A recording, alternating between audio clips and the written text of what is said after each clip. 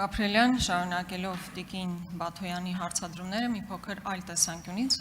ես ուրախ եմ, որ դուք ասացիք, որ եկեղեցին հանդիսանում է մեր ինքնության մի մասը եւ պատմամշակութային ժառանգության պահպանումը առաջնահերթություն է։ Ես ուզում եմ հասկանալ, արդյոք նույն տրամաբանությամբ եք մոտենում, օրինակ, որ թույլ չտրվի, որպեսզի Գանձասարը, Ամարասը, Դադիվանքը, հայկական ինքնության մաս հանդիսացող տաճարները ավիրվեն կամ անվանվեն օրինակ աղվանական։ Արդյոք դուք որևէ քայլ կձեռնարկեք ձեր կարգավիճակից ելնելով, որպեսզի թույլ չտաք մեր ինքնության մաս կազմող կառույցների, այս դեպքում եկեղեցիների քանդումը։ Երկրորդ հարցը դպրոցների մասին ես թույլ տվեք ամեն դեպքում շարունակեմ։ Հիմա ինչ է տեղի ունենում մեծ հաշվով։ Մի դպրոց կառուցվում է, հատկապես սահմանամերձ բնակավայրերում։ Մնացած կողքի դպրոցները փակվում են, կենտրոնացվում են միտեղ։ Մեր հիմնական խնդիրն այն է, որ դա տեղի է ունենում մեխանիկական սկզբունքով, այսինքն հաշվի չի առնում։ Տվյալ գյուղում, օրինակ, դպրոցը, կայացած դպրոցը, կրթություն ինչպիսի որակ է ապահովում, ուղղակի մեխանիկորեն որոշումը կայացվել է փակվում։ Օրինակ, ես այդ օրինակը կարող եմ բերել Կապանի Դավիթբեկ գյուղի մասով։ Գյուղը մոտ 50 աշակերտ ունի, կայացած կրթական համակարգ ունի, որակի առումով չեմ կարծում, որ խնդրահարույց բան կարող ենք այնտեղ գտնել, բայց ավտոմատ կերպով որոշում է կայացվել, որ այդ դպրոցը պետք է փակվի եւ մոտ 50 աշակերտ, բնականաբար ուսուցչական կազմով եւ այլն, պետք է տեղափոխվեն մեկ այլ գյուղում կրթություն ստանալու։ Մեր հիմնական խնդիրն այն է, որ սա մեխանիկական հիմքի վրա է տեղի ունենում։ Եվ մի կարճ հարցել ուսուցիչների ատեստավորման մասին։ Բավականի խնդրահարույց է, ես անձամբ տեսել եմ որոշակի ատեստացիաներ, որոնք ուսուցիչներն անցնում են, բավականի խնդրահարույց է։ Մեր նախընտրական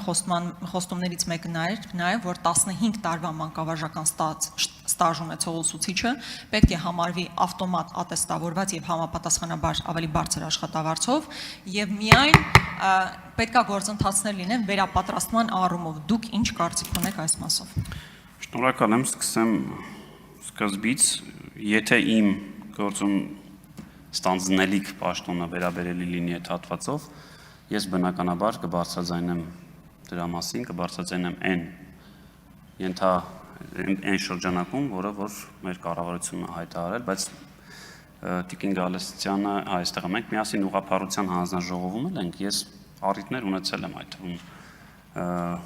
21 թվականից հետո ձեր մատնանշած հարցերը բարձրաձայնելու։ Բայց ես հիմա ներկայացնում Հայաստանի Հանրապետությունը ու եթե նորից եմ ասում իմ աշխատանքի շրջանակը դա ենթադրի, բնականաբար որևէ գնահատական տալուց զերծ չեմ մնա։ Ինչ վերաբերում է, ինչ ասեցիք, ատեստավորման, ես ավելի ուրիշ ձևակերպում տամ, շատ մեծ խնդիր էր։ Օրինակ առաջին տարում, երբ դրեցինք ատեստավորումը, վստահ եմ կառավարությունը,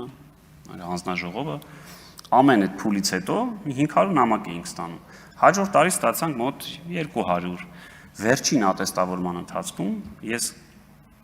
գրեթե նամակ դժգոհություն չեմ ստացել։ Բայց այստեղ էլ է խնդիրը, այսինքն դուք կարծում եք, կարող էլի սխալ եմ, էլի ուղղեք ինձ։ Մենք կարծում ենք, որ կրթությունը ինքը ստատիկ բան չէ։ Այսինքն ձեր ասած տրամաբանությամբ, օրինակ, եթե ես պայմանական 15 տարի առաջ իրավաբանական կրթություն եմ ստացել, 15 տարի հետո ես այդ իրավաբանությանը ֆանտաստիկ տիրապետում եմ, եթե չեմ եղել այդ ոլորտում կամ եղել եմ, բայց ինքնակրթությամբ, ինքնազարգացմամբ չեմ զբաղվել։ Մենք կարծում ենք, որ դա ցուցիչ չէ, որ 15 տարի օրինակ, եթե դու աշխատել ես, դա ատեստավորման մասով կարող է ազդել։ Այլ հարց է, որ դա այն մեր մյուս կտորի տարակարգերի կարա ազդեցություն ունենա։ Օրինակ, թե դու ինչպես ես դասավանդում, քո աշակերտները դասավանդվող քանի տոկոսն է ընդունվում բարձրագույն ուսումնական հաստատություն, այսինքն այդ կտորը կապված է, բայց գիտելիքի առումով ինձ թվում է էական չի դու 15 տարի առաջ ես ավարտել, թե մի տարի առաջ, որովհետև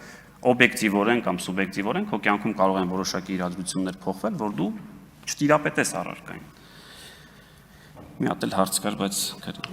հա, դպրոցներ, ձեզ էլ եմ խնդրում, էլի շատ եմ խնդրում, ցույց կտաք այդ որն է, լավ այդ որոշումը, Ժորժ ջան, որտեղ է գրված, որ այդ Դավիթբեկի դպրոցը փակվում է, խնդրում եմ ցույց տվեք կար, որտեղ ես ինչ եմ սա ասում, ես տեղեկանք եմ ուզել իմ գործընկերներից, ինձ նման թուղթ չեն տվել, եթե կա, խնդրում եմ տվեք, ասեք հարգելի պարոն Գաբրելյան, այս է կառավարության համապատասխան որոշումը, այս պողակն է, տեսեք, որոշումն էլ ընդունվել է, որ այս պողակը փակվել է։ Անկեղծ եմ ասում, տվեք այդ որոշումը, ուր է այդ որոշումը, Ժորժ ջան։ Ասեցի այդ մի մի հատ այլ որոշում կա, որը վերաբերում է գուցե ձեր նշած դպրոցների ֆինանսավորման մեթոդաբանությանը, բայց դա չի ենթադրում, որ եթե դպրոց չկա, այդ դպրոցը պետք է փակվի, առավել եւս ձեզ տրամադրված տեղեկանքում կարծեմ գրվել է, որ իսկ դպրոցների վերակազմակերպումներ կարող են իրականացվել բացառապես կառավարության կողմից նման որոշում կայացնելու դեպքում, իսկ դա պետք է արվի հանրային քննարկման եւ կարծիքները հավաքելուց հետո։ Կարող է բացեմ թողել մի անսահմանացում ներողություն։ Արձագանք։ Ես շատ ցավում եմ, պարոն Գաբրելյան, որ դուք նույնիսկ այս պահին ամբողջական պատկերացում չունեք։ Դուք կարող եք խոսել օրինակ Գանձասարի մասին, թե չէ։ Սա ուղղակի, չգիտեմ էլ ինչպիսի որակում տալ։ Ինչ վերաբերում է մանկավարժական ստաժին, 15 տարվա մանկավարժական ստաժին։ Ես, ի տարբերություն ձեզ, 10 տարի մոտ աշխատել եմ որպես ուսուցիչ։ Եվ ուսուցիչը ամեն օր դասարան մտնելիս նոր բան է սովորում, նոր հմտություն պետք է ձեռք բերի, որպեսզի կարողանա ժամանակին համընթաց աշխատել։ 15 տարի շարունակ, եթե ուսուցիչը մտնում է, դա արդեն ցուցիչ է։ Դա արդեն ցուցիչ է։ Իսկ այն տեստերը, որոնք ատեստավորման համակարգով ատեստավորման համար են օգտագործվում, միշտ չի, որ ցուցիչը ուսուցչի պատրաստվածության եւ արդյունքի։ Հիմա այն ատեստացիաները, որով անցնում է ուսուցիչը, ինքը կարող է նույնիսկ տապալել, բայց դասարանում բավականին լավ արդյունք ապահովել։ Այստեղ մի քիչ խախտում կա։ Դպրոցների մասով շատ հետաքրքիր է, սահմանամերձ բնակավայրերում բոլորը գիտեն որտեղ է փակվելու, որտեղ են գնալու, դուք դրա մասին չգիտեք։ Տիկին Գրիգորյան, առաջի կտորի մասով ինչի ասեցի, որտեղ հարցը չի հասկանում, որտեղ խոսելու մասին է խոսքը։ Այսինքն ես ընտրվում եմ Հայաստանի Հանրապետության ազգային ժողովի կամ հավակնում եմ ընտրվել տվյալ հանձնաժողովի նախագահի պաշտոնում։ Չի հասկանում հարցը ձեր անկեղծ դուք որտեղ եք ասում խոսել, որ ես մի հատ էլ մտածեմ կխոսեմ, թե չեմ խոսի։ Պատասխանը զուտ դրան է վերաբերում, որ եթե դա ի պաշտոնը ինձ վերաբերելի հարց լինի եւ ես պետքա խոսեմ դրա մասին, այո, կխոսեմ դրա մասին։ Ինչ վերաբերում է 10 տարի ասում եք դպրոցում եք սովորել, շատ լավ, հիմա չեք աշխատում, չէ՞, եւ վաղուց մի 5-6 տարի չեք աշխատում դպրոցում։